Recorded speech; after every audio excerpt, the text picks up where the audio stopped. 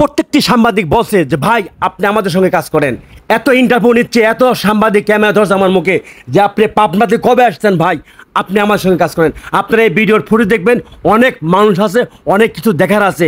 এই নোয়াখালী মানুষ আমার সঙ্গে অনেক কাজ করেছে ভাই, আমার শিষ্য আছে এই ভিডিওর ফুটেজে আপনারা দেখছেন যে আসলে একজন ভাইরাল মানুষের পাশে কত লোক থাকে ভালোবাসার।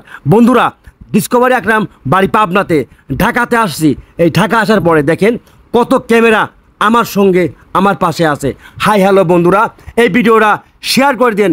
নোয়াখালী মানুষ আমার শিষ্য আমি বানা দিয়েছি কয়েকটা এই ডিসকভারি চ্যানেলে কাজ করার জন্য।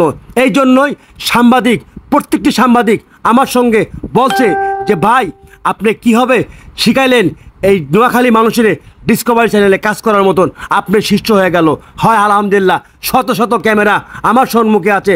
সাংবাদিক ভাইরা বলছে আমাকে ভাই আপনি আমাদের সঙ্গে কাজ করেন, আমার সঙ্গে কাজ করেন। যাক আলহামদুলিল্লাহ, আমি খুশি হয়েছি। ভাই কিন্তু এমনি ভাইরাল আমি বলছি ভাই, আপনি অনুরোধ ভাই খাওয়ান দেখে ভাই আমি ভাই আবার কোনো অসুস্থ হয়ে পড়ি নাই। আচ্ছা যাই হোক ভাই, হইছে ভাই, আরো দেবো। এবার মাছ নিয়েছেন, মাছ এবার মাছ নিয়েছেন। এবার হইছে যে আপনারা মুরগি আপনারা কিনে খাওয়ান, আমি এবারে খাওয়ান।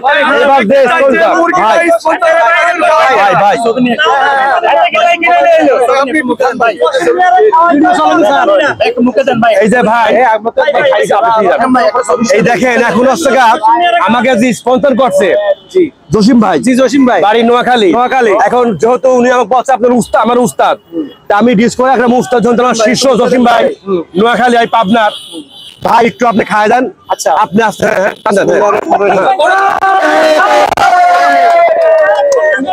আমার উস্তাদ, আজকে থেকে আমি ডিসকভারি চ্যানেলে কাজ করব। আর আমার আইডিটা সবাই একটু বেশি বেশি ফলো করুন। শাবাশ ভাই, সাদা আইডিয়া আছে, আবার দেখা দিচ্ছি দেখছেন, সাদা আমি ভাই, সাদা আমিও আছি ভাই। এবারে খাওয়া যায় আমার আরেক শিষ্য ভাই। না না না না না না আকরাম ভাই থেকে, আকরাম ভাই ডিসকভারি চ্যানেলের থেকে উনি খাওয়া দেখে শিখছে।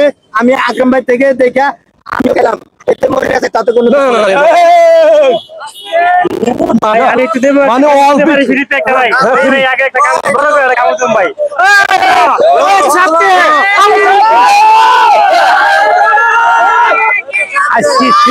ঢাকা শহরে